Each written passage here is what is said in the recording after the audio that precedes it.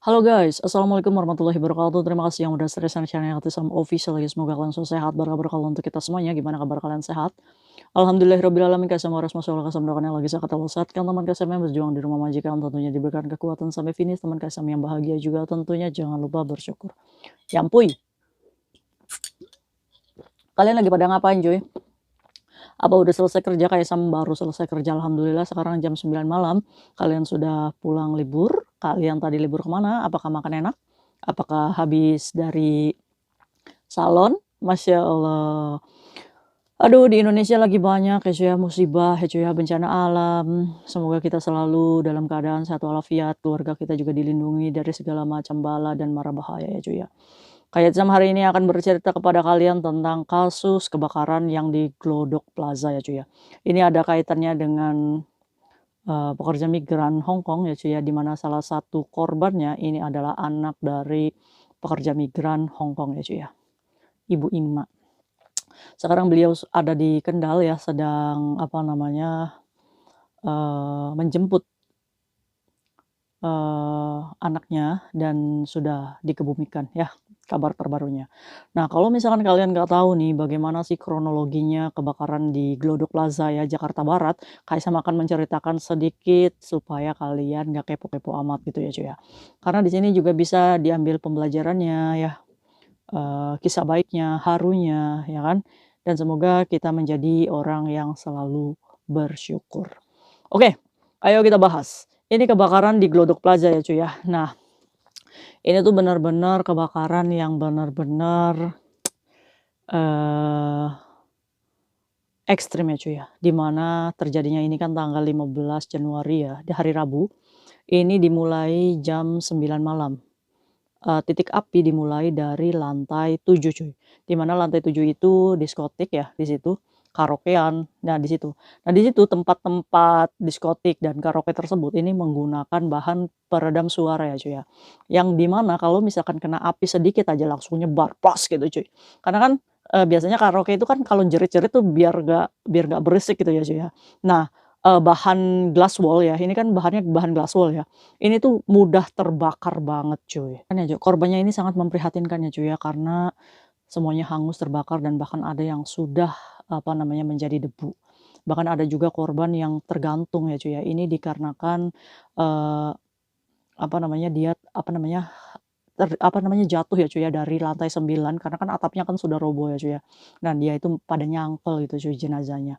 Nah, korban yang hilang ini ada 14 orang. Dan terakhir itu sudah diidentifikasi 9 orang ya, yang 6-nya masih belum ketemu gitu cuy. Entah ini ketemu tapi nggak mau speak up gitu, atau meninggal dunia. Salah satu korbannya ini adalah Osima Yukari, anak dari pekerja migran Hong Kong ya cuy ya, yang sudah bekerja lama di Hong Kong, ibunya banting tulang untuk menyekolahkan anaknya yang berprestasi ya. Ini Osima ini benar-benar berprestasi ya cuy ya. Aduh, ada aja musibah tuh ya cuy ya. Ya, kita nggak pernah mau semua ini, cuma ini kan udah garis, apa namanya, udah garis, takdir ya hidup seseorang. Ya kita bisa ambil pembelajarannya aja. Sebelum kita membahas Oshima Yukari, ini kita membacakan tentang kronologi ya cuy ya, peristiwa di Glodok Plaza Senayan, Jakarta Barat ini. Nah, awal mula ini titik api muncul di lantai 7, yaitu tadi di tempat diskotik yang dimana ruangannya itu karena banyak berbahan glass wall atau peredam suara itu yang menjadikan api begitu cepat banget ya cuy ya. Ada beberapa saksi di mana yang pertama ini dugaannya ada suara ledakan dari tabung gas yang bocor ya cuy ya. Itu dugaan yang pertama. Yang dugaan kedua ini adalah konsleting dari apa namanya listrik pendek ya cuy ya, konslet lah. Nah, dari dugaan itu masih apa namanya, didalami oleh polisi ya, sebab sebab, sebab kebakaran ini masih dalam pendalaman polisi. Cuma yang dari saksi itu mengatakan bahwa yang pertama itu ada ledakan "duar" gitu gede, yang kedua ini dari konsleting listrik ya cuy ya, jadi bukan dari puntung rokok. Nah, saat terjadinya ledakan tersebut, asap itu langsung cuy ngepul, put gitu kan, udah pada ngepul ya cuy asap ya, secara gitu kan, kena bahan glasol itu yang tadi, jadi apa namanya, kebakarannya ini cepet banget gitu, merembetnya gitu ya, cuy, ya. Nah langsung tuh yang tadinya pada minum-minum, karaokean, semuanya berubah menjadi keadaan yang panik banget nih, pada berusaha menyelamatkan diri sendiri. Bahkan TikTok-TikTok juga pada menyebar ya tentang kepanikan mereka di dalam ruangan tersebut, bagaimana cara menyelamatkan, apa mereka gitu ya, cuy, ya. Karena benar-benar dalam situasi yang panik banget. Api itu udah gede gitu cuy di lantai tersebut. Bahkan ada beberapa suara yang minta tolong, "Tolong panas panas sekali tolong," ada ya cuy ya seperti itu. Terus juga ada yang apa namanya, melambaikan tangan di lantai atas banget gitu cuy sambil nyalahin flash handphone gitu berusaha untuk memberitahu kepada yang di bawah bahwa, "Di sini saya minta bantuan," ya cuy ya. Begitu paniknya, kejadian tersebut ya. Coba andaikan itu kita ya cuy ya, gimana gitu paniknya kita. Tapi alhamdulillah hari ini kita masih, apa namanya, bisa bergibah bersama, ini berarti kan alhamdulillahirobbilalamin, apa namanya, kita jauh lebih beruntung daripada korban-korban di, apa namanya, di Glodok Plaza ini ya, cuy, ya. Nah, kejadiannya ini di tanggal 15 Januari di hari Rabu jam 9.25 ini pemadam kebakaran mendapatkan informasi telepon awal bahwa ada kebakaran di Glodok Plaza Senayan. Nah, di jam 9.25 pun pemadam kebakaran ini sudah menuju plaza tersebut, sampainya di plaza itu sekitar pukul 10.20. Ini berarti menghabiskan setengah jam ya perjalanan dari, pusat damkar ke Glodok Plaza gitu, cuy. Nah, saat si pemadam ini, sudah datang ke plaza tersebut, wah api sudah merebak gitu cuy. Bahkan pemadam kebakaran ini, merasakan kesulitan untuk mengeksekusi ini medan, apa namanya, Glodok Plaza ini ya cuy ya. Yang paling penting itu suasananya itu panasnya ekstrim cuy ya, secara gitu ya cuy ya, api gitu ya cuy ya, udah aduh kita aja di kompor yang gede aja udah panas banget apalagi ini gitu kan. Nah itu di lantai 7 ini udah hanguslah kebakar. Nah, makanya pemadam kebakaran itu berusaha untuk mematikan aliran, api yang akan naik ke lantai 8, 9 gitu, cuy. Karena pemadam kebakaran ini merasa bahwa lantai 7 ini udah hangus gitu, cuy. Jadi berusaha nyelamatin yang di lantai 8 dan lantai 9 itu ya, cuy, ya. Jadi fokus mereka itu ke lantai 8, 9 gitu. Jadi kalau misalkan itu, ya udah pasrah gitu di lantai 7 ya kan, karena titik apinya itu mulai dari lantai 7 tersebut ya, cuy. Nggak kaleng-kaleng nih cuy, damkar ini menerjunkan 20 unit, mobil pemadam kebakaran ya cuy ya, dan 100 personel, damkar. Tapi api belum kunjung juga, padam ya cuy ya. Nah, pemadam kebakaran ini melihat ada 8 korban di lantai 9 ya cuy ya, di antaranya ini ada umur 56, 55, 53, 63 ya cuy ya, di mana ini udah berumur semua. Ya kita nobody knows gitu mereka ini adalah pengunjung diskotik ya gitu kan, atau apa namanya, lagi lihat-lihat yang lainnya gitu cuy. Cuma korban yang 8 ini, apa, ada di lantai 9 dan minta tolong kepada damkar ini dan alhamdulillah mereka ini selamat cuy. Nah, menurut salah satu, kesaksian mereka, mereka ini udah berusaha untuk mematikan itu api menggunakan alat, apa namanya, penyemprot api itu loh, cuy. Cuma bukan malah mati, api itu malah makin gede, jadi udah nggak bisa ke-handle lagi, cuy. Jadi mereka ini bener-bener di titik pasrah aja. Itu kan kejadiannya kan jam 9.20 malam ya, cuy, ya. Bahkan sampai jam 5 pagi, ini api belum padam, coba bayangin aja, jam 9 berapa jam coba, api ini belum padam. Udah bener-bener ngebakar semuanya gitu cuy. Bahkan di jam 5 pagi ini personil damkar ini menerjunkan 42 mobil lagi untuk membantu, apa namanya, pemadaman api. Nah, sampai matahari mau terbit nih cuy, nah itu api baru bisa padam. Jadi jam 5 pagi sampai jam 2 ini masa pendinginan api-api itu ya cuy ya. Nah baru nih di jam 2.15 ini pemadam kebakaran mulai mengevakuasi korban. Pemadam kebakaran ini mengevakuasi korban pertama ini ada di tangga darurat cuy, di lantai 8. Itu korban pertama kali yang dievakuasi oleh pemadam kebakaran ini. Terus jam 4.20 ini mengevakuasi korban kedua ya, dia berada di sudut, lantai 8 cuy. Ngeri ya. Nah, itu kan di tanggal 16 ya cuy ya, karena kan terjadinya di tanggal 15, tinggal tanggal 16 jam 2 itu mulai evakuasi korban, cuma dapat 2 korbannya dan di tanggal 17 itu mulai, mendapatkan 2 korban kembali ya cuy. 2 korban ini ada di bawah reruntuhan bangunan tersebut di lantai 8. di hari Jumat itu kan ketemu 2 lagi. Nah, di hari Sabtunya ini jam 3.20 sore ini sudah ada 8 jenazah dan ditutup di tanggal 21 itu ketemu lagi Sabtu ya cuy ya. Jadi dari 14 orang yang hilang ini baru ketemu 9 dan sisanya ini belum ketemu. Entah itu sudah menjadi debu atau berbaur dengan puing-puing bangunan gitu cuy.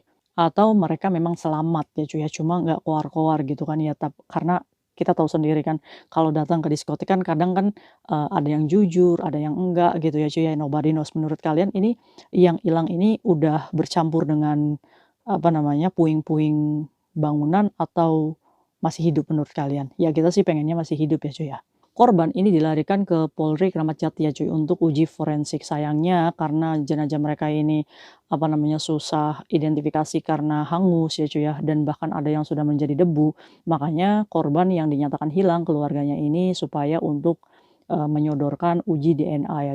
Salah satunya adalah Osama Yukari, umur 30 tahun, yaitu pramugari. Loh kok bisa pramugari datang ke Plaza, Glodok Senayan ini? Kenapa? Ada acara apa ya cuy ya?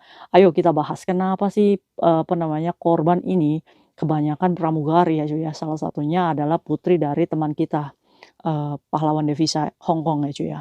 Nah, 6 korban diantaranya ini adalah pramugari dan pramugara, di mana mereka ini sedang mengadakan acara ulang tahun dari salah satu kawannya ya cuy ya. Nah, mereka ini, menyewa sebuah room di mana, room itu ada di lantai 7 Glodok Senayan Plaza ini ya cuy ya. Nah, jadi saat kejadian mereka ini sedang karaokean ya cuy ya. Nah, ini ada salah satu teman mereka yang selamat. Pengakuan dari si Mbak A ini yang selamat ini Mbak A ya.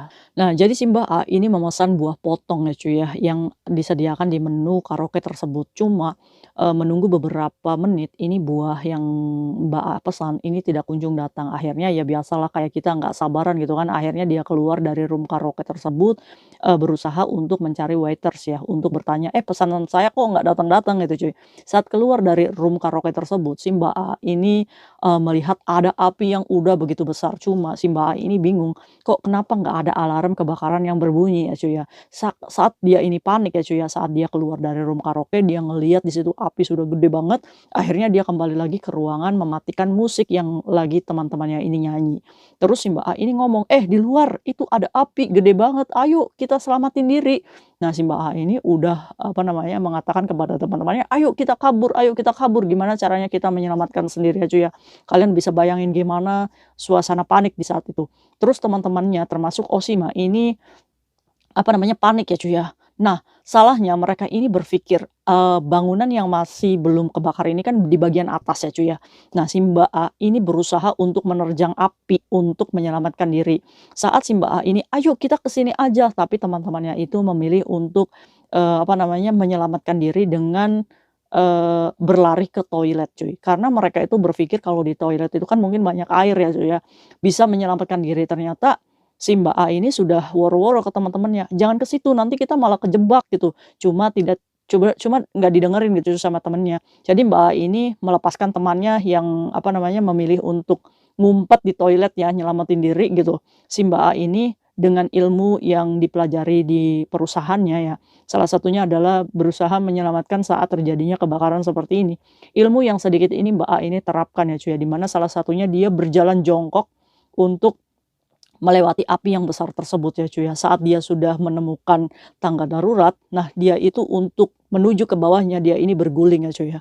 Nah saat berguling, ini si Mbak A ini merasa bahwa badannya ini kan kebentur-bentur ya cuy ya. Nah di situ ditemukan oleh supir taksi. Saat si Mbak A ini merasa bahwa badannya kebentur-bentur dan sempat pingsan, saat sadar si Mbak A ini ternyata sudah ada di rumah sakit. Nah ini Mbak A ini masih diberikan umur panjang sama Allah. Nah beda dengan temannya yang melarikan diri ke WC, salah satunya adalah Osima ini ya cuy ya. Nah mereka semua tidak selamat. Kayak Tisam tidak bisa menjelaskan semua korbannya ya, cuma di sini ada yang menarik di mana kita bercerita tentang Osima Yukari. Osima Yukari ini adalah salah satu korban dari, tragedi ini ya cuy ya, di mana si Osima Yukari ini umurnya 30 tahun ya. Eee, Nanti bulan Maret ini dia ulang tahun 30 tahun, berarti dia ini masih 29. Kalau kita berbicara kelahiran 95, kemarin aja yang kasus di Ngawi yang koper merah itu kan kelahiran 95 juga, awas hati-hati loh yang kelahiran 95. Bercanda bercanda. Jadi Joy, si Oshima Yukari ini adalah, putri dari salah satu pekerja migran Hong Kong. Jadi cuy, Oshima Yukari ini adalah anak yang baik, berprestasi, humoris ya cuy ya, sayang keluarga. Ini anak dari Ibu Ima Susanti dan Pak Edi Sunarsono ya cuy ya. Nah Ibu Ima ini salah satu pekerja migran Hong Kong yang sudah lama bekerja di Hong Kong ya cuy ya. Mengadu nasib di sini demi untuk menyekolahkan anaknya yang berprestasi. Ini berarti kan support dari orang tuanya baik ya, pendidikan dari orang tuanya baik. Sehingga melahirkan anak yang baik juga, ya kan. Jadi anak yang pintar ini kita support, kita kan seorang ibu gitu kan, kita nggak apa-apa jauh dari keluarga, kerja di Hong Kong demi tujuan masa depan anak. Ini perlu dicontoh ya Ibu Ima ini. Sebelumnya kami juga mengucapkan turut berduka cita untuk Ibu Ima Susanti, salah satu pekerja migran Hong Kong yang telah kehilangan putri tersayangnya. Sebelumnya kami juga mengucapkan turut berduka cita kepada Ibu Ima Susanti, salah satu pekerja migran Hong Kong yang putrinya Oshima Yukari ini menjadi salah satu korban dari, kebakaran Glodok Plaza ya cuy ya. Semoga Adinda Oshima Yukari diterima amal ibadah dan iman Islamnya, dijembar kuburannya. Turut berduka cita ya Ibu Ima, yang tabah, yang kuat.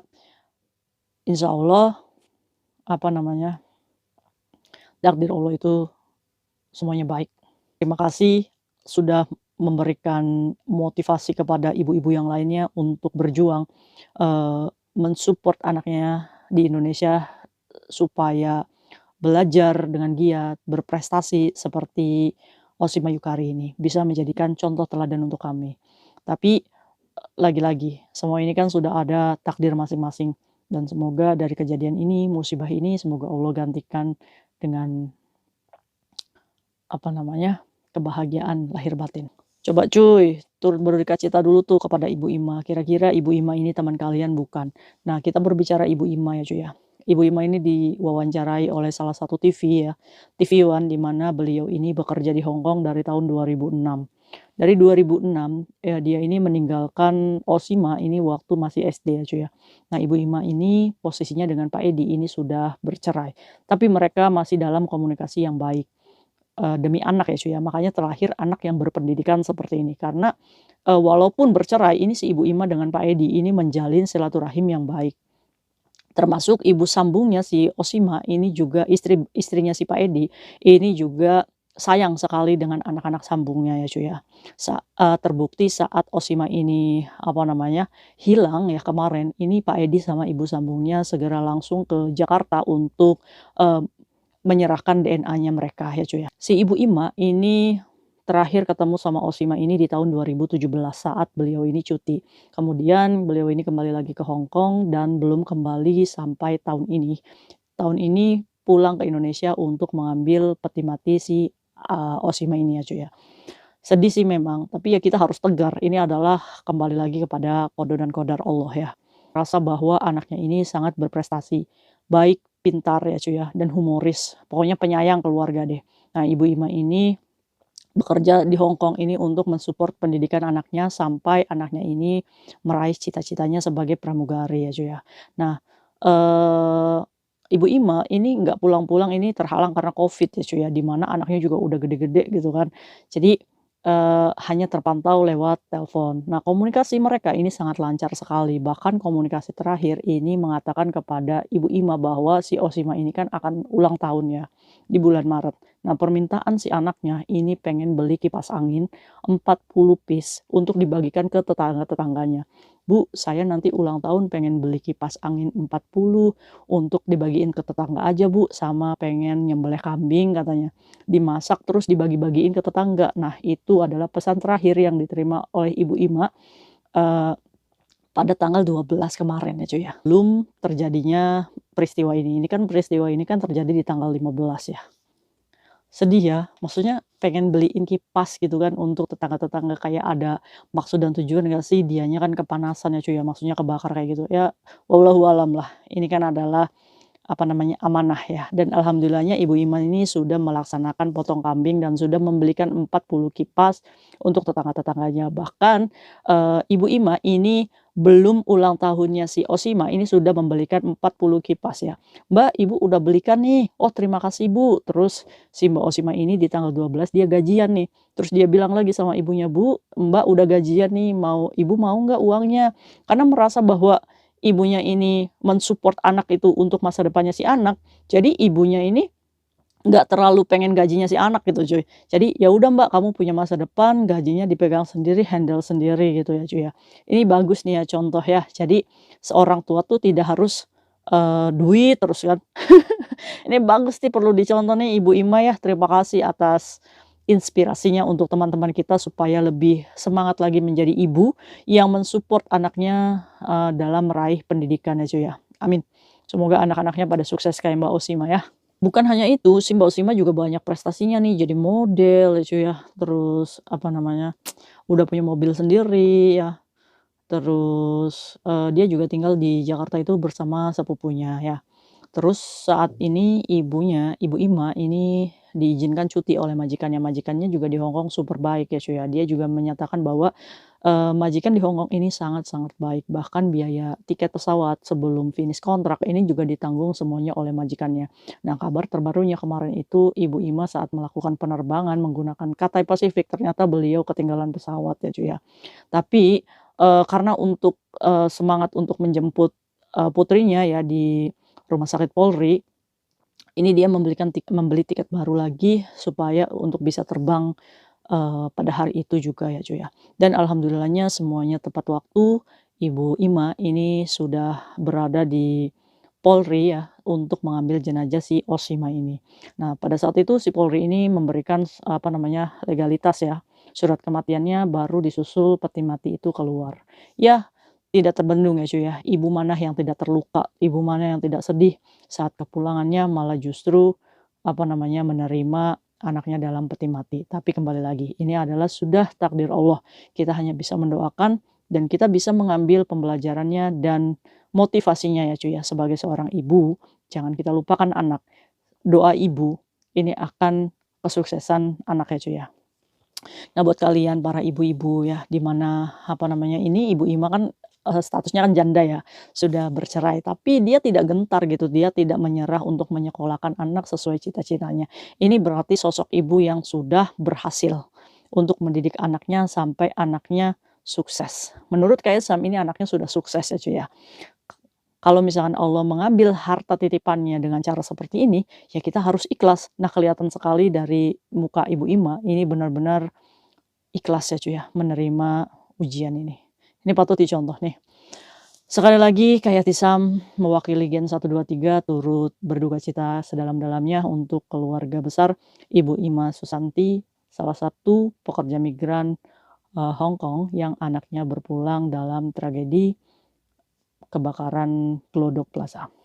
Nah, begitu cuy ceritanya, yang mungkin bisa kayak Tisam share ke kalian, ini durasinya panjang banget ya karena memang kronologinya panjang.